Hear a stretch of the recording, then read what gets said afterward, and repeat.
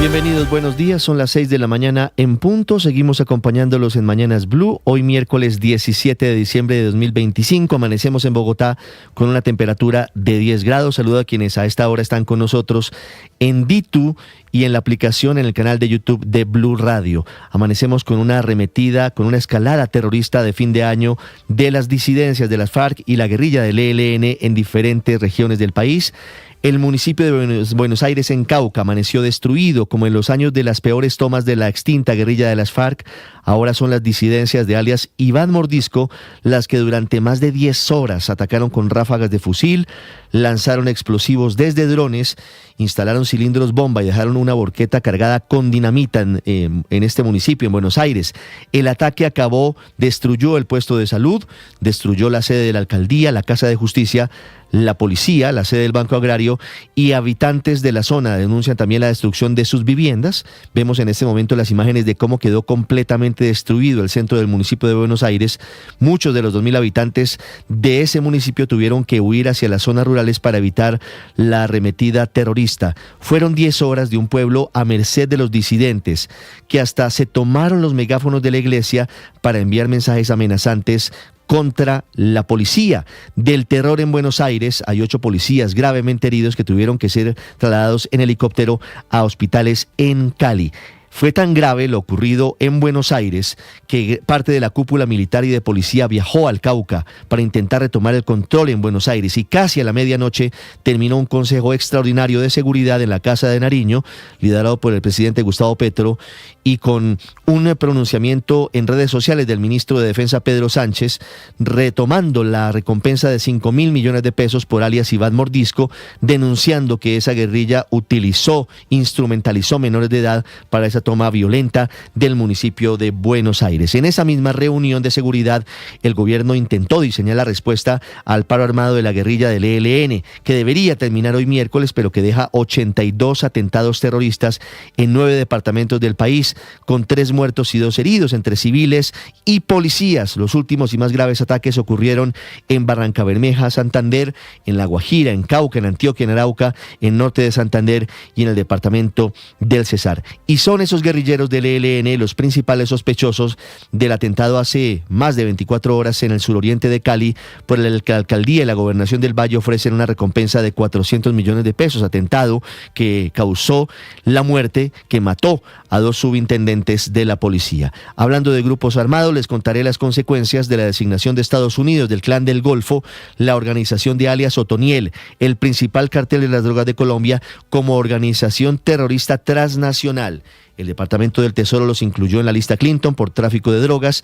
Esta noticia pone en serios aprietos las negociaciones de paz del gobierno del presidente Gustavo Petro con ese grupo, diálogos que se adelantan en Qatar y que por ahora están bajo evaluación ante esta nueva realidad. Y ya les voy a contar del nuevo discurso del presidente Petro en Colombia sobre Nicolás Maduro, el presidente de Venezuela, con una variante y una sorpresa, aunque siempre relativizándolo. El presidente Petro anoche termina reconociendo al final, por la fuerza de los hechos, que Nicolás Maduro sí es un dictador porque concentra poderes, pero dice que no hay evidencia de que sea un narcotraficante, pese a que Estados Unidos dice tener pruebas de que Maduro, Diosdado Cabello y sus secuaces en Caracas son los jefes del cartel de los soles.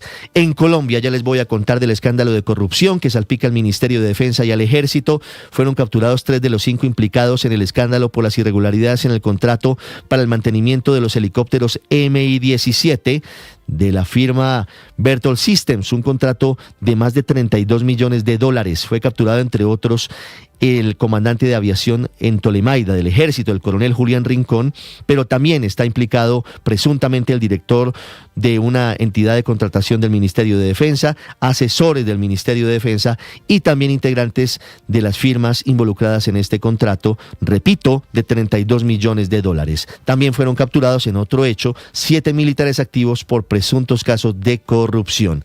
Les hablaré también en segundos de la respuesta muy llamativa de la Cancillería ante la fiesta en la que se emparrandó el exdirector del DAPRE, Carlos Ramón González, en Nicaragua, a pesar de que hay una orden de captura internacional en su contra. La Procuraduría y la Fiscalía han iniciado investigaciones porque consideran que funcionarios de la embajada podrían tener que dar explicaciones penales y disciplinarias ante el cinismo con el que Carlos Ramón González desafía la justicia colombiana. Les hablaré de política, les hablaré de la nueva derrota del gobierno del presidente Gustavo Petro en el Congreso. Se hundió la reforma a la salud 2.0 en el último día de sesiones ordinarias. El gobierno insiste en que apelará, pero está prácticamente hundido este proyecto. El argumento de la oposición es que no tenía el aval fiscal del Ministerio de Hacienda y no había dinero justamente tras la caída de la reforma tributaria. Hay una convocatoria extras que hizo el gobierno, en principio para unos ascensos, pero allí estaría la ley de competencias y ojo porque podría haber otras movidas. Les contaré también en segundos de política, de la consulta presidencial que hoy se oficializará, de un sector de la centro derecha, Mauricio Cárdenas, David Luna, Juan Manuel Galán, Juan Daniel Oviedo, Aníbal Gaviria y Vicky Dávila. Y les contaré sobre lo que significa que Fitch Ratings, una de las principales calificadoras de riesgo, haya rebajado de nuevo la calificación crediticia a Colombia de BB+ a BB por cuenta de los problemas fiscales del país. Y les contaré en segundos también todos los detalles de la celebración del Junior de Barranquilla, que se llevó la estrella de Navidad don Ricardo Rego, la estrella número 11 en el escudo del equipo Tiburón. No hubo sorpresas, el Junior incluso ganó de visitante anoche 1-0 ante el Deportes Tolima en Ibagué. Ricardo, buenos días. Hola Ricardo, feliz mañana para todos, 6-7. Usted lo ha dicho, hoy es un amanecer. Bueno, en Barranquilla se saluda es Junior Díaz en este día de gloria para el conjunto barranquillero que llegó en la madrugada, que después de ganar con autoridad, hay que decirlo, con absoluta autoridad, Junior marcó el camino de su estrella número 11, ganó en Barranquilla y ganó también en Ibagué, así que ya les vamos a contar, Ricardo, lo que fue esta certificación del equipo barranquillero, del Tiburón como el mejor de la temporada y además entrando a ese Olimpo de equipos que con 11 estrellas. Sí, señor, llega el equipo de Arias. Felicitaciones al Junior. Tengo aquí dije, ¿no? Los hinchas del Junior, incluso en Bogotá, Ricardo, cobrando el triunfo del Yuyu. Se lo dije ayer, ¿no? Felipe, felicitaciones. Se los canté, Junior, tu papá, pero claro, como a veces el curita viene aquí y dice cositas y no sé qué. No, yo sabía. Pero el cura se subió al final al bus del Junior. Ah, bueno, pero a ver. No. Sí, felicitaciones. Felicitaciones al Junior de Barranquilla. Ya voy en segundos con Vanessa y la celebración que sigue a esta hora. Se adelantó el carnaval en Barranquilla por esta estrella 11 del Junior, la estrella de Navidad. 6-8 minutos. Hoy es el día del piloto en Colombia. Se cumplen 193 años de la muerte del libertador Simón Bolívar. Y se cumplen 39 años del asesinato de don Guillermo Cano, director del periódico El Espectador, asesinado por las balas asesinas de Pablo Escobar, cuando Guillermo Cano se paró de frente en contra del narcotráfico y de la forma en la que su dinero ya comenzaba a permear a toda la sociedad colombiana. 6-9 minutos, muchas gracias por estar con nosotros. Vamos a continuación con más hechos de Colombia y del mundo en el resumen en Voces y Sonidos en Mañanas Blue.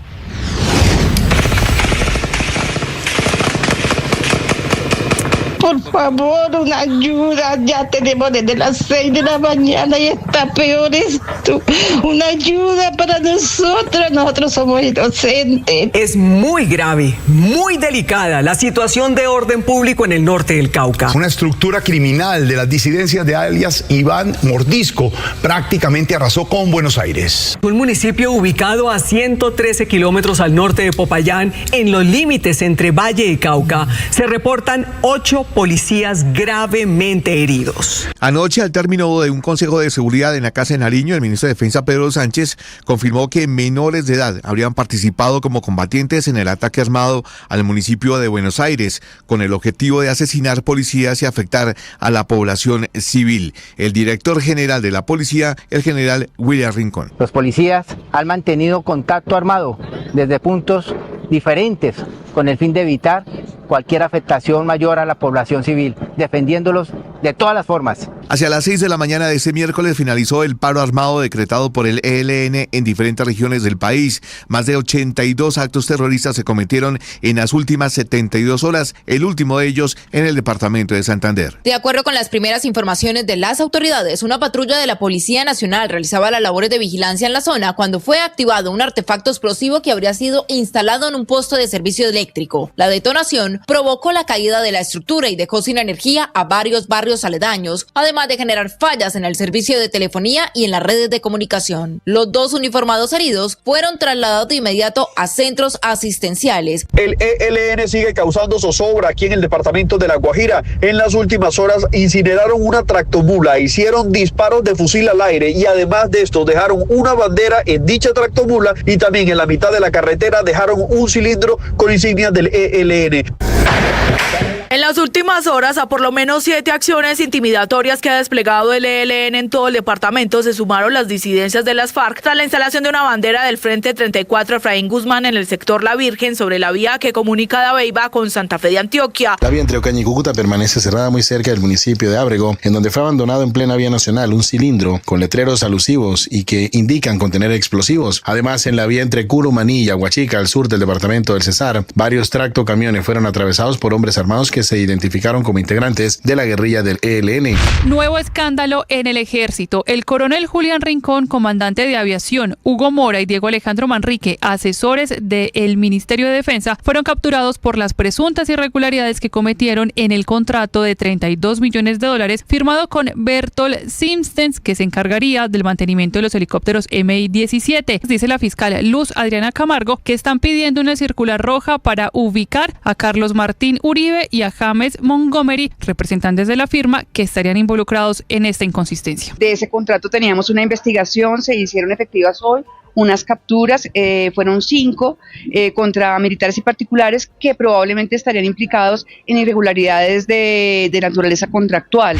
La Comisión Séptima del Senado hundió por segunda vez la reforma a la salud del gobierno del presidente Gustavo Petro. Con 8 votos a favor y 5 en contra, la mayoría respaldó la ponencia negativa en el último día de sesiones ordinarias. Escuchamos a la senadora del partido de la U, Norma Hurtado. Cerca de 126 billones de pesos desfinanciados en la senda de los próximos 10 años, 7 puntos del PIB. ¿Qué genera esto? Traumatismos en una transición, pérdida de vidas, ausencia de tratamientos, ausencia igualmente de medicamentos. El ministro del Interior, Armando Benedetti. La Comisión Séptima del Senado ha actuado como siempre lo ha hecho, de forma baja, cochina y rastrera. Recuerden ustedes que dentro de la Comisión la reforma a la salud, para luego el último día, como bandidos, como ladrones, a medianoche, cierran, archivan en la reforma a la salud. La Cancillería negó haber participado y patrocinado la fiesta vallenata del 11 de diciembre en Nicaragua, a la que asistió Carlos Ramón González, prófugo de la justicia y señalado de ser el cerebro del entramado de corrupción de la Unidad Nacional de Gestión del Riesgo. El ministerio reconoció, sin embargo, que sí promocionó el evento entre el cuerpo diplomático y los connacionales en ese país, pero aclaró que no existió ninguna invitación directa ni gestión alguna hacia el exdirector de la DNI. El coronel Elber Alfonso, director de la DIGIN, se refirió a la presencia de González en este evento. Tiene una circular roja que está vigente, allí pues se están haciendo todos los acercamientos, pero necesitamos de la voluntad de algunas autoridades, de algunos países, de esos 196 países que están vinculados a la OCN, Interpol.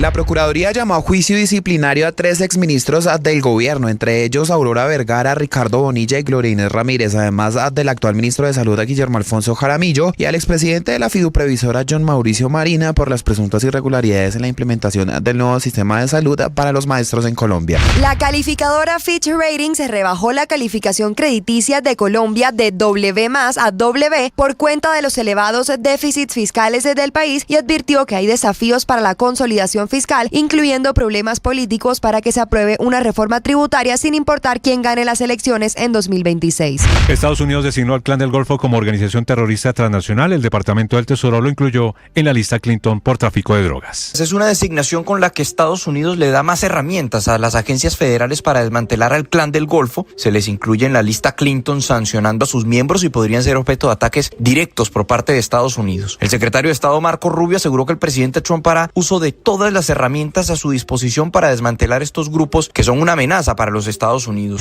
En lo que se supone es un paso más en la escalada de presión de Washington sobre el gobierno de Nicolás Maduro, ahora el mandatario norteamericano da esta nueva orden de cortar el paso de cualquier buque que cargue petróleo venezolano, bien sea llegando o saliendo de algún puerto acá en el país. Trump aseguró en su cuenta en Truth que Venezuela está rodeada por la armada más grande jamás reunida en la historia de Sudamérica y que la conmoción será como nunca antes hasta que devuelvan todo el petróleo, las tierras y otros activos que robaron previamente a Estados Unidos.